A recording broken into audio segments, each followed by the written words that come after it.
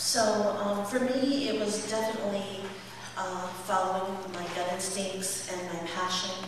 And I always look at life as it's a circle, and life goes into circles. And so where I start in one direction, and then I may, so it's a journey, right? But then I may veer off a little bit, but I always come back to that center.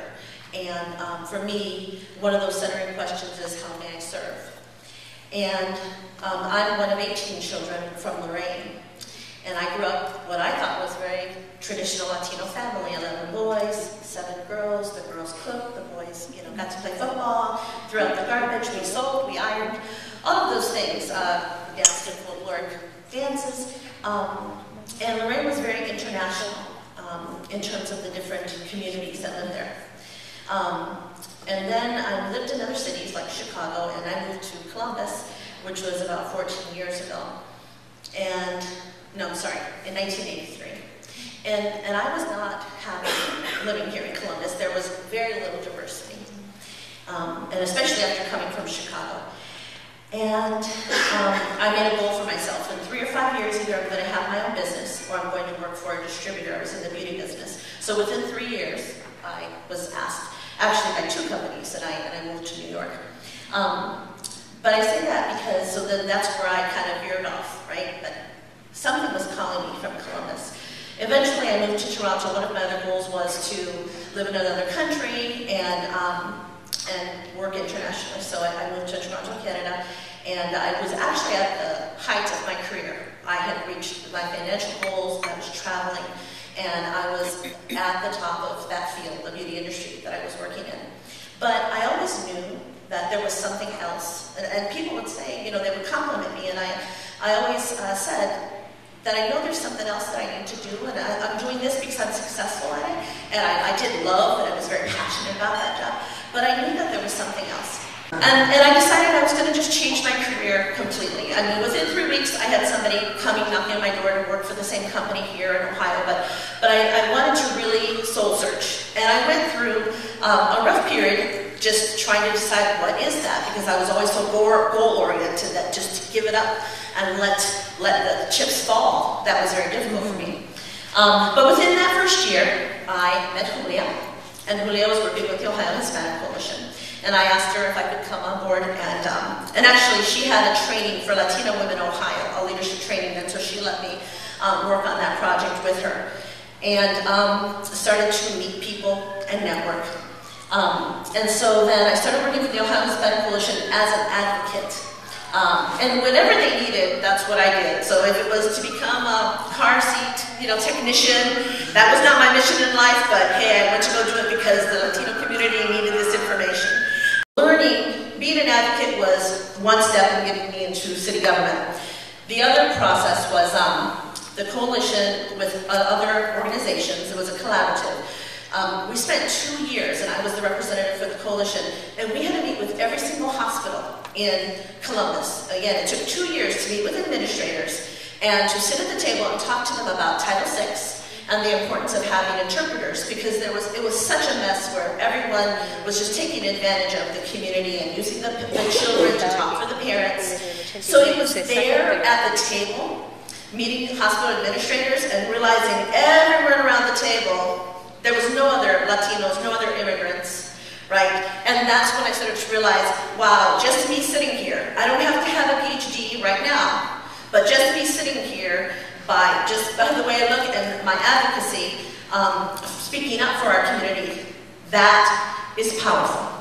Not I'm powerful, but the fact that somebody with this color, type of hair, and this person can bring our issues to the table and not let people forget, because it's very easy to let people forget, right, if they don't see us there. Anyway, the long and short of it is that's where I was hooked in becoming an advocate. And then I was advocating on housing and working with immigrant communities in general. Again, the long and short of it is that I was working for Girl Scouts, and I was on, I don't know, at least 6 boards. And somebody actually, I got the call to come to work for the city. And like I normally am always networking and connecting people, and at first when I got the call, I was like, who would be good for this job? Honestly, I called him when I was calling people, who would be good suitcase for this job. And then all of a sudden someone looked at me, one of my mentors, and she's like, it's your duty to take that job. This is what you do. And so it was like, all of a sudden, I was like at attention, honest to God, like physically, I felt like, this is my responsibility. How can I serve? And when I went on that first interview, everything that they asked me, I'm like, oh, I do that, oh, I do that. So I was very happy when I left the interview because it was what I was already doing, but now I could get paid for it because I was doing all that on my personal time. But what I prayed about was, how can I best serve the community? Can I serve working inside the system, or am I better off outside of the system still advocating? Because as a person who works for the city, I have to draw, there is a fine line. So I couldn't sue the city if I worked for the city. So I just prayed about it. Seriously, right? And so I really had to pray. I didn't necessarily go out and seek knowledge, from other people or wisdom. I prayed, God, tell me, allow me to know how may I serve. And so it's really just been a journey of passion, loving what I do, and the walking the path that led me to where I'm at now. Wow. So 90% is showing up. So one non-threatening thing that all of you can do, whether you live in Columbus or not, city council meetings are on Mondays. You can walk into a city council meeting, and I can promise you, because usually there are some people that go every single Monday, and they're the squeaky wheels. But you go in, because you haven't been there all the time, you will be noticed, okay? When are the school board meetings? First and third Tuesday. They're open to the public. When are your meetings? They happen every month, different dates. Okay. So those are all open meetings where you can, it's a non-intimidating, I won't say it's not intimidating. You're going to go into a building you're maybe not comfortable with, but you can go and start listening to how, for instance, with the city, who's getting all the money and how are these people getting the money and what code means, what codes affect us. And again, what policies affect the state and the city. So that's one way you can just even start participating. Reply to Ursula. She said she sends out a weekly policy, right? So being engaged does not mean you have to be the president the first day that you join an organization. But show up. LULAC has something, Leon has something, the coalition has something. Show up, and that's the first step. Last January there were 2 seats open in City Council, and I had a goal for myself to run, but I really didn't want to run until a couple of years. But through the process, there were 65 people that applied, and I made it through the first cut. And although it was painful that I did not get it, I do believe again in the higher power and that everything works out right for a reason. And it opened my eyes about so much, the political process, myself as an individual, the support that I got from the community.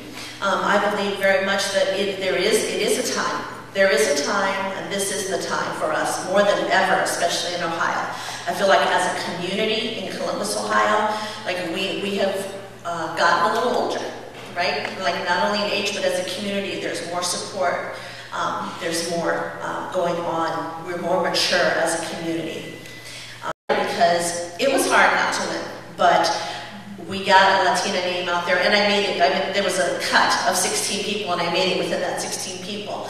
And so I think that says a lot, not only for the relationships that I have built through being kind, networking, but because of the timing. And so if there's something that you are aspiring to, and then the other thing that the Women's Fund, what got me into the Women's Fund was, this is what they used to say, they say it all the time, if you ask a man, hey, you should run for office, he says, oh, really? Okay, he'll think about it. And if you ask a woman, 90% of the time she'll say, I'm not qualified. Okay, but if you ask a man, he's like, okay, I'll do it. I don't have experience, but what the heck, right? And so that also, like, when God, ever since they used to say that, it's always stayed with me. Why not us?